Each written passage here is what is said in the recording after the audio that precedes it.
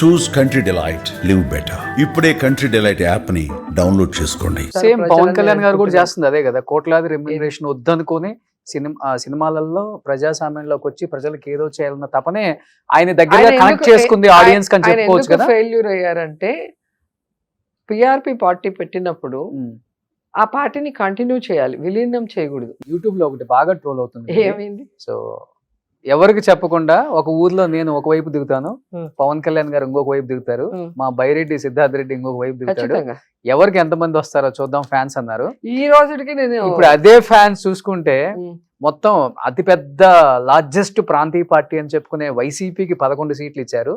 So 21కి 21 ఇచ్చి జనసేన అంటే ఏంటి, వైసీపీ అంటే ఏంటో చూపించేశారు.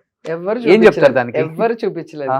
ఈ రోజుకి అదే మాట మీద నేనున్నా, ఇప్పటికి కూడా ఈ రోజుకి అదే మాట మీద ఉన్నా. పిఠాపురం వెళ్దాం మరి, ఈ రోజు ఏదో వెళ్దాం, మొన్న రేపైన అమ్మాయి వాళ్ళ ఇంటికి వెళ్దాము, ఎంత వచ్చిన చోటుకి వెళ్దాం. ఇప్పుడు రమ్మని చెప్పు, ఇప్పుడు రమ్మను. మెజారిటీ గురించి కాదు, ఆయన కాన్స్టిట్యూన్సీ కదా, ఇప్పుడు రమ్మను. కాబట్టి మీరు ఏదో ఎందుకు అంత ఓవర్ కాన్ఫిడెన్స్ రోజా గారు? మీకు ఓవర్ కాన్ఫిడెన్స్ కాదు, చేస్తుంది కూడా అందుకే కదా. గ్రౌండ్ రియాలిటీ చెప్తున్నాను. గ్రౌండ్ రియాలిటీ ఇప్పుడు 11 సీట్లు వచ్చినాయి అంటే జగన్ కి, మరి 2 సార్లు ఓడిపోయినప్పుడు ఆయన రాజకీయాల్లోనే ఉండకూడదు కదా, సన్యాసం తీసుకొని వెళ్ళిపోయి ఉండాలి కదా. మీరు 2 సార్లు ఓడిపోయారు, 2 సార్లు గెలిచారు.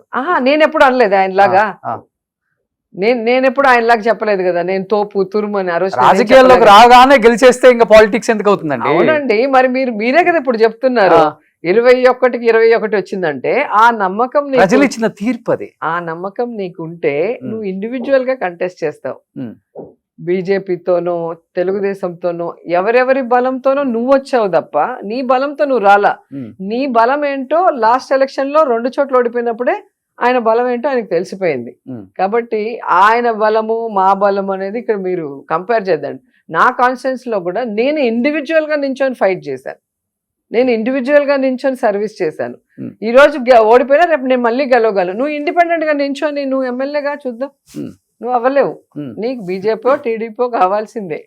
కాబట్టి దాన్ని బట్టి ఎవరు పవర్ఫుల్ ఏంటి 2029లో కాబోయే ముఖ్యమంత్రి పవన్ కళ్యాణ్ గారు అంటున్నారు. అది మీరు కలలుగానండి.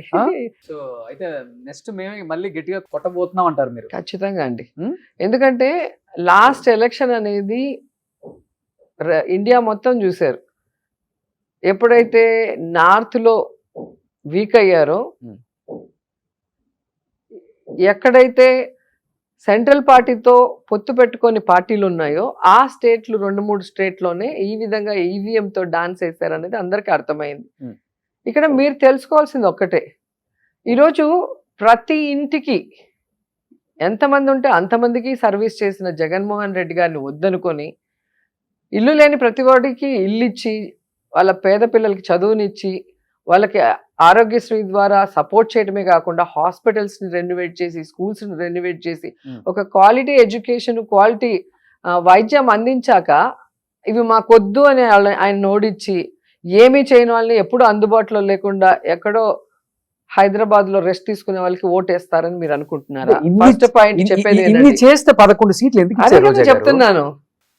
రెండోది, ఈరోజు తన కాన్స్టిట్యున్సీలో వరదలు వస్తే కూడా అందుబాటులో ఉండి వాళ్ళకి సహాయ సహకారాలను అందించలేని వాళ్ళు, వాళ్ళ కాన్స్టిట్యున్సీలో ఒక అమ్మాయిని తెలుగుదేశం వాడు రేప్ చేస్తే కనీసం మొన్న వెళ్ళి ఆయన బాధలు చెప్పుకుంటున్నాడు తప్ప ఆ కుటుంబాన్ని పరామర్శించి నేనున్నాను, వాడికి శిక్ష వేయిస్తాను, మళ్ళీ ఇలాంటివి రిపీట్ కాకుండా చేస్తాను అని ఎక్కడ కూడా చెప్పలేదు. మీరు తెలుసుకోవాల్సింది అంటే, విమెన్కి ఏదైనా జరిగితే నేను ఉంటాను, నన్ను నమ్మండి అని పబ్లిక్ లో గొంతు చించుకొని అరిశారు. ఈరోజు అదే ఈ రాష్ట్రంలో నిన్న అసెంబ్లీలో క్లియర్ గా చెప్పింది హోంమంత్రి, 7,200 మంది మిస్ అయ్యారు 5 నెలల్లో. మరి ఏం మాట్లాడట్లేదే? ఆ రోజు వైఎస్ఆర్సీపీ అధికారంలో ఉన్నప్పుడు 34,000 మంది మహిళలు విమెన్ ట్రాఫికింగ్ అయిపోయారు, ఈ వాలంటీర్స్ అమ్మేశారు అని చెప్పారే. అదే అసెంబ్లీలో మీరు అధికారంలో ఉన్నప్పుడు ఈ అసెంబ్లీ సెక్షన్లో కేవలం 34 మందే మిస్ అయ్యారు అని చెప్పి మీ హోంమంత్రి ఇచ్చింది మా గవర్నమెంట్లో.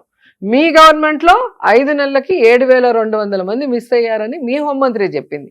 మరి ఇప్పుడు ఎందుకు నోరు మెదపట్లేదు? ఆ రోజు అబద్ధాన్ని గొంతు చించుకొని మాట్లాడిన పవన్ కళ్యాణ్ గారు విమెన్ కి ఈ రోజు ఎంతమంది మా కాన్స్టిట్యున్సీలో మీరు చూసారు కదా, మొన్న హోంమంత్రి వచ్చింది, అవును. 3.5 సంవత్సరాల అమ్మాయిని ఇష్టం వచ్చినట్టు కొరికేసి రేప్ చేసి చంపేసి పుట్ చేశారు.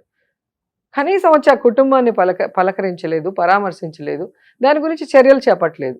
కేవలం వైఎస్ఆర్సీపీ నాయకుల మీద మీరు మాట్లాడారు, మీ మీద కేసు, మీరు పోస్ట్ పెట్టారు, మీ మీద కేసు, తప్పు చేస్తుంటే తప్పుడు పోస్ట్ పెట్టుంటే మీరు అరెస్ట్ చేయండి. గవర్నమెంట్ కూడా ఇదే చేసింది, ఎవ్వరు చేయలేదు, మాట్లాడితే కేసు, ఎవరి మీద లేదు. మీరు ఎవరి మీద అట్లాగా అనవసరంగా పెట్టారు, ఒక్కటి చూపించండి. ఈ రోజు నేను అదే చెప్తాను, నిన్న కూడా ప్రెస్ మీట్ లో అదే చెప్పాను. నిజంగా ఎవడైనా వల్గర్ గా పోస్ట్ పెడితే నేను కూడా ఒప్పుకోను. వల్గర్ గా ఎవరైనా మాట్లాడంటే మీరు కేసు పెట్టండి, మేమేం పట్టించుకోం. కానీ ఏమీ లేని వాళ్ళ మీద మీరే ఫేక్ ఐడీలు క్రియేట్ చేసి, మీరే పోస్టులు పెట్టి, మీరే కేసులు పెట్టి, మీరే అరెస్ట్ చేస్తే ఎట్లా? మీరే కదా మొన్న మీ పోలీసులో పట్టుకున్నారు కదా వైజాగ్ లో.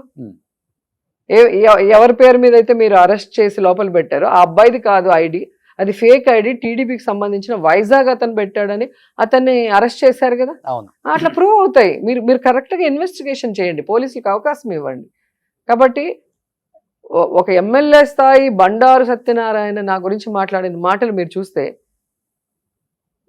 మీరు అసలు సహించలేరు, పోయి నేరుగా వాళ్ళని నరికేయాలనుకుంటారు. అంటే దగ్గరుండి అలా వాళ్ళ ఎమ్మెల్యే, ఎక్స్-ఎమ్మెల్యేలతో, ఎక్స్-మినిస్టర్లతో వల్గర్గా మాట్లాడిచ్చేది.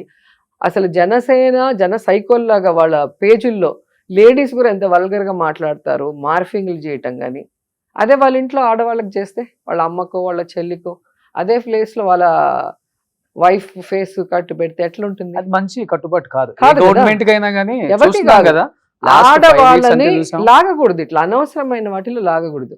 పొలిటికల్ గానా నువ్వు ఏమైనా మాట్లాడు. రోజా గారు సరిగ్గా ఎమ్మెల్యేగా పనిచేయలేదో, సరిగ్గా మంత్రిగా పనిచేయలేదో, లేదా అవినీతి చేసిందో తినిందో నువ్వు మాట్లాడు, నేను ప్రూవ్ చేస్తాను నేను తప్పు చేయలేదని చెప్పి. అంతేగాని వల్గర్గా మాట్లాడటం, వల్గర్ పోస్టింగ్లు పెట్టడం, నన్ను కాకుండా నా పిల్లలు వాళ్ళకేం తెలుసు, వాళ్ళు ఎక్కడో చదువుకుంటున్నారు, వాళ్ళ ఇన్స్టాలో వాళ్ళ ఫొటోస్ కింద వల్గర్గా మాట్లాడటం, ఫోటోలు మార్ఫింగ్ చేసి పెట్టడం. సో వాళ్ళని అరెస్ట్ చేయమంటే వాళ్ళని అరెస్ట్ చేయరు, కళ్ళ ముందు కనిపించేటివి అరెస్ట్ చేయరు, లేని వాటిని ఎత్తికి ఎక్కడో ఏదో ఉందంటారు. ఇప్పటికి కూడా చెప్తున్నాను, నిజంగా తప్పు చేస్తే ప్రూవ్ చేయండి, తప్పు చేసిన వాడిని శిక్షించండి, చేయని వాడిని అనవసరంగా టార్గెట్ చేయొద్దండి. ఎందుకంటే టార్గెట్ చేస్తే పిల్లైనా రూమ్లో కొట్టే తిరగబడుతుంది. సో జనాల్లో తిరుగుబాటు వస్తే తరిమి కొడతారు. సుమన్ టీవీలో మీ పర్సనల్ అండ్ బిజినెస్ ప్రమోషన్స్ కోసం కింది నెంబర్కి కాంటాక్ట్ చేయండి.